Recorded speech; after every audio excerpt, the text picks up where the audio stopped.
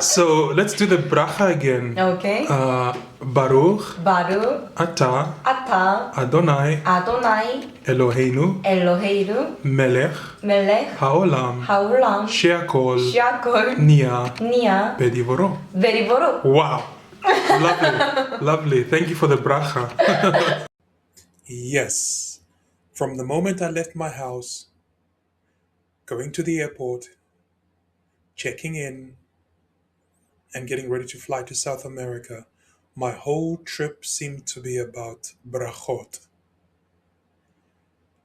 In the male bathrooms, I met a guy who was cleaning the bathrooms, and he asked me for money. I don't carry money when I travel, I only have my cards on me. So I gave him the excuse that is valid and true that I do not carry money. Instead, I asked him, "What do you want from God?" And he said he wants a big family and 7 children. And I gave him a bracha. I gave him a blessing. Seemingly, my whole trip would be about brachot. Blessing people, blessing God, and hearing other people bless God.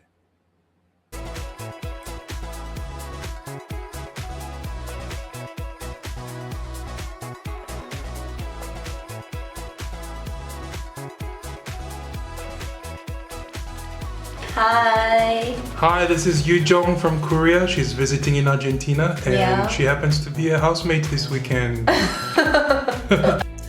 Yes, this lovely lady's name was Yu Jong, and she came from South Korea.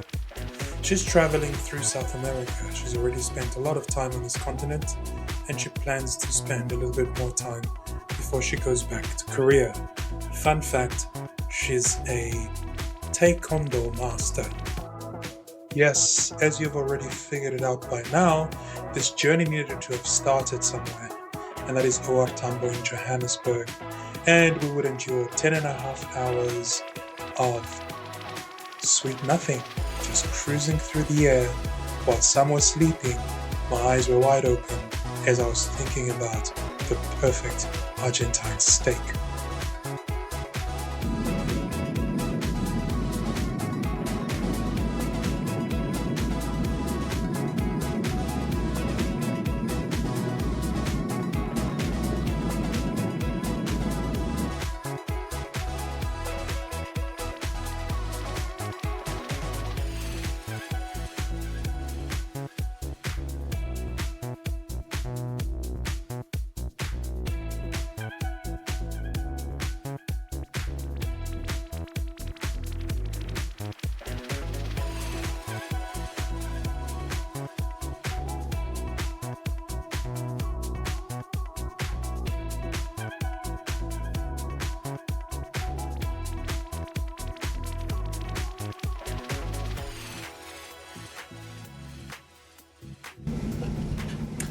Our departure from Sao Paulo, from Guarulhos International Airport, was quite the stuff that aviation dreams are made of. It reminded me of earlier trips that I've taken multiple times to South America, to different parts of South America.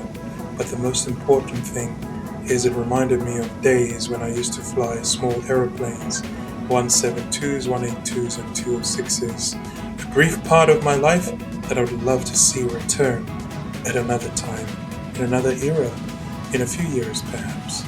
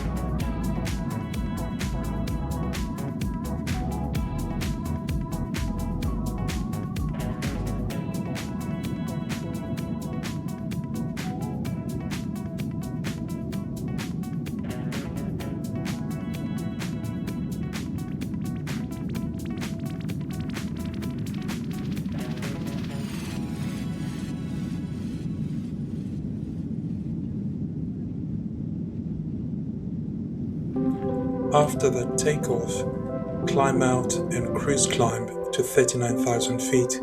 Along the way, I was marveling these wonderful views of Sao Paulo.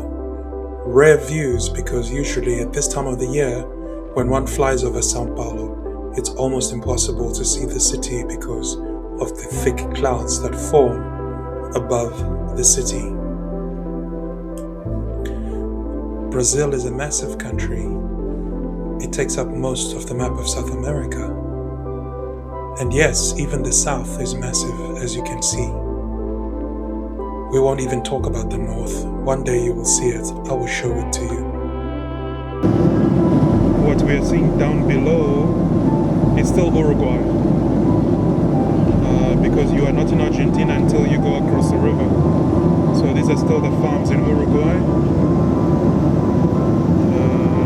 All of that is farm and cattle country and small towns. It's 25 degrees in Buenos Aires today, so there's a lot of soup. From about 10,000 feet going up to 49,000 feet, there's a lot of soup. What you see are the white clouds that are blocking our perfect view. So there's a little bit of weather in Buenos Aires, but it keeps things cool. It should be nice to walk about today.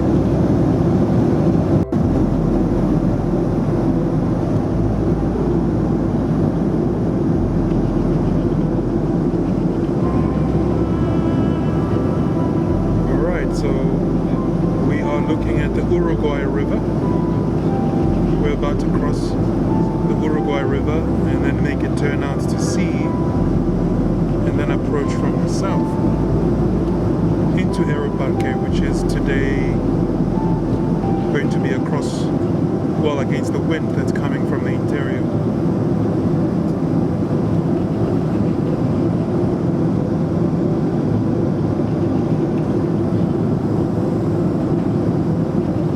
So the largest rivers in South America are not just the Amazon and the Paraná River, but the Uruguay River also collects water from the interior of South America, and then it spits it out in the River Plate area, which separates Uruguay and Argentina.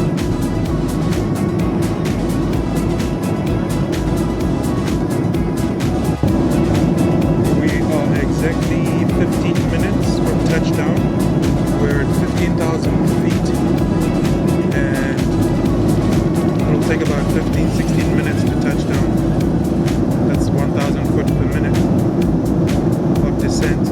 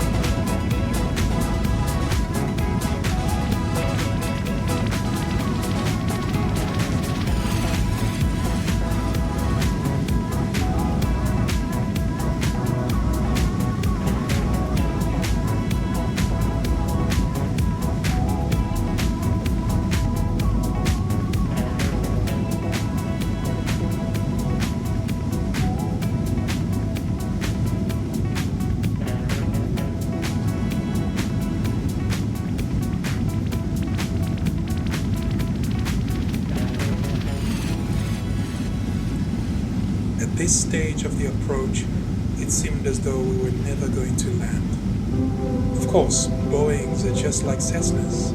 They love to fly. They fly as long as it is possible for them to do so.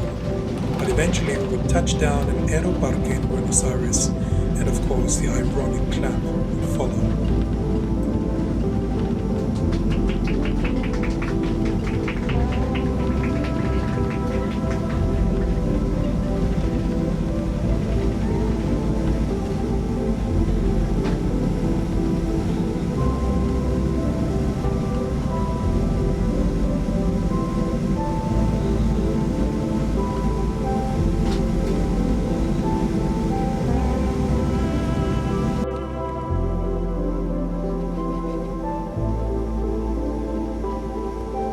And just like that, we had landed in Buenos Aires.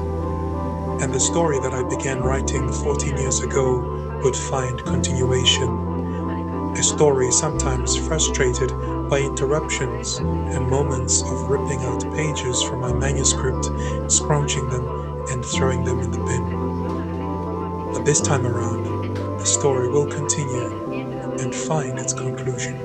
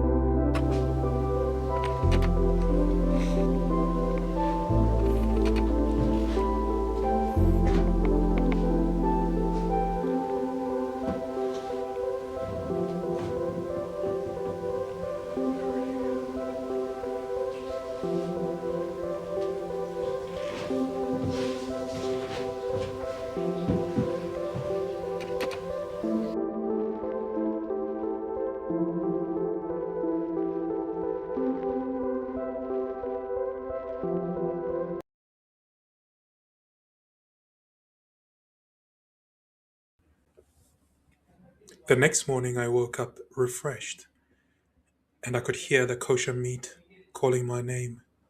So I opened my computer and consulted Google to see which was the closest kosher butcher next to me. And I found Butcher 770, hopped onto a taxi looking for Argentina's finest kosher meat.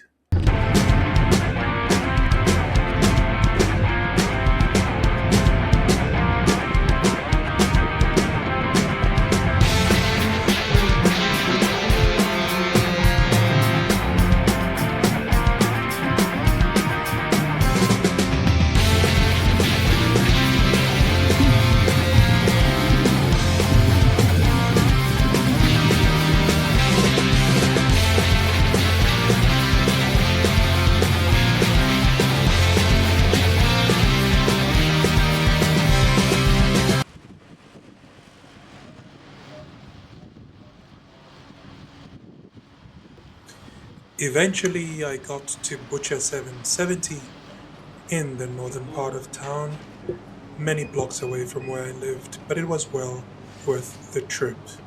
Don't let appearances fool you. Go inside the butchery and see the quality kosher meat.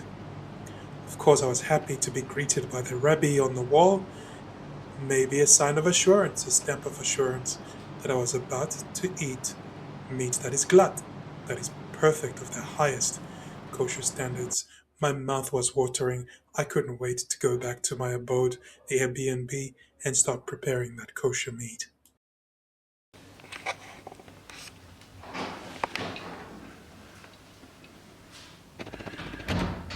Alrighty, I've just been to the shops. Good morning, Lucia. Good morning. I'm filming you without your permission. Is that okay? Yes, but my hair is a mess. Nah. Yes, it is. My people in South Africa want to say hello. Hello, how are you? This is a lady that's given me a place to stay and she's been very, very kind. Thank you. So if you want to stay in Buenos Aires, you know where to go.